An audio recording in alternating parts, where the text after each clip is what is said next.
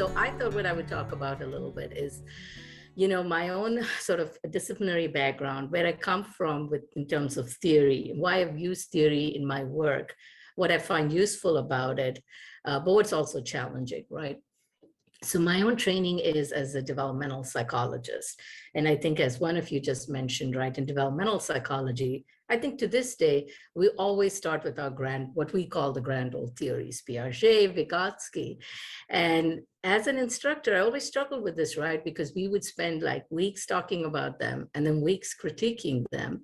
And then students would say, well, what's the point, right? If they're so important and then there are all these problems, why do we use them? So I think sort of giving that context, what I find helpful with theory, right? And again, I think somebody just put mentioned how different people think differently, different disciplines think differently about theories. I sort of think of theory as giving us a coherent framework. It gives us language, it gives us concepts, it gives us some core assumptions, and sort of helps us make sense of the phenomena that we are studying. We study human behavior. So I think it just gives us this framework that helps us. But as when I talk about theory, I also remind people that we have scientific theories. We also have naive theories. And in fact, in developmental psychology, we talk about young children having naive theory about physical phenomena, about animate beings. We also have less, every one of us carries theories about everyday life. We may have theories about people's behavior. We may have theories about traffic. We may have political theories. We may have theories about how political phenomena work, whatnot. So basically, we all have theories, I think, which is really a set of ideas or expectations about how something may work or may not work. So I think we have different gradations of theories. And in my discipline, I come from psychology by training, but I work on digital communication and technology. And I worked on a range of technologies starting, and I'm always hesitant to say this because this always dates me, right? I've been working for theory with technology for almost over 30 years, back, to the earliest times when we had video games. But I think what it has helped, especially with technology, is it's this fast changing digital landscape, constantly changing. But I think what I find helpful and why I use theory is because it gives me some consistency, and it also helps us. It also helps the research have relevance after the technology, after the shelf life of the technology. And again, sort of harking back a little bit to developmental psychology, I don't think anybody believes in those grand old theories anymore, right? They give us a framework, though, with broad principles, right? So if you're talking Piaget in an early childhood setting, you're thinking about constructivism. The idea is let children construct their knowledge. While we don't think of, while we don't lay too much store by what those predictions are, those broad principles still gives us a framework to understand data. But I think what the discipline has moved towards is smaller theories about each domain. And that's the approach that I have used in my work. And again, drawing back to my disciplinary roots, in psychology, you either start bottom up, so you start with your data, you use your data and you come up with a theory, or you go sort of top down. And I've used both of those.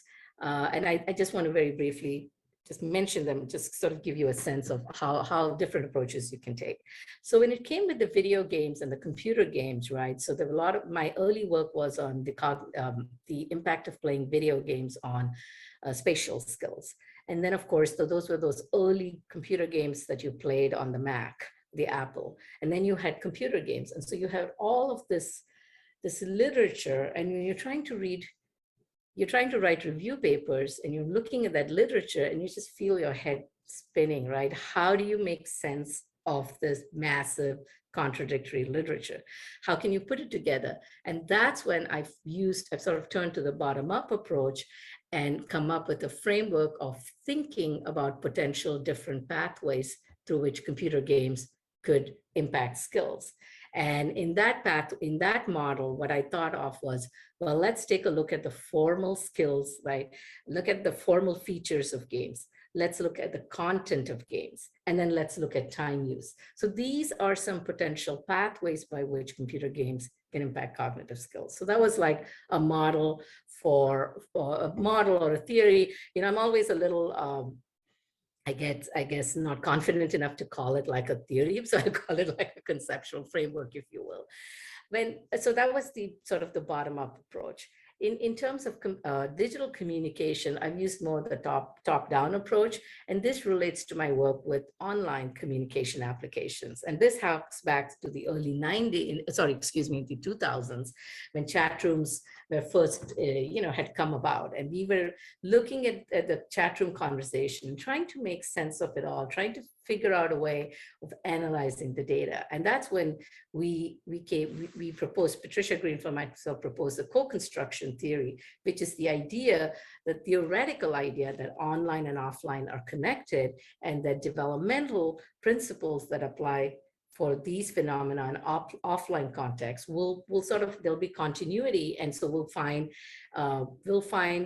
parallels, if you will, between offline and online behavior.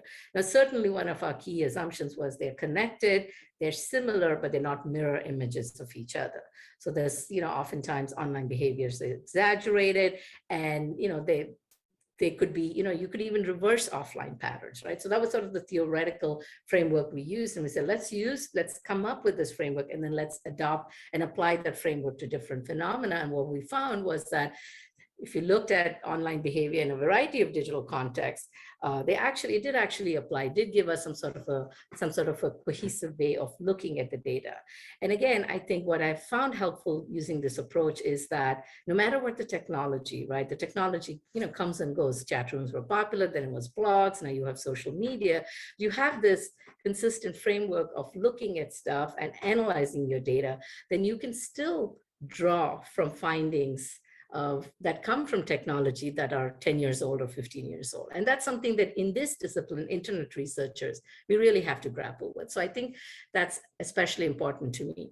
The last thing that I just want to mention very briefly is some recent work, Sonia, that I've actually done with David Smahel and colleagues in Czech. And it is the EU online data, right? And it refers to a recent paper that we just published in Journal of Youth and Adolescence early in this year, actually, where it was looking at problem behavior. And we're looking at problem behavior online and sexually explicit material. And what was really interesting to me here was that we used problem behavior theory, which was designed in the context of offline problem behaviors, including, alcohol consumption, substance abuse. And we found that could be used to, again, understand online problem behavior. What I find especially interesting is that even though there are superficial differences in how the behavior may manifest in different contexts, nonetheless, the underlying phenomena where family factors and emotional problems really predict risky behavior online, having that sort of a model that you can then apply in different contexts, I think is really helpful to researchers.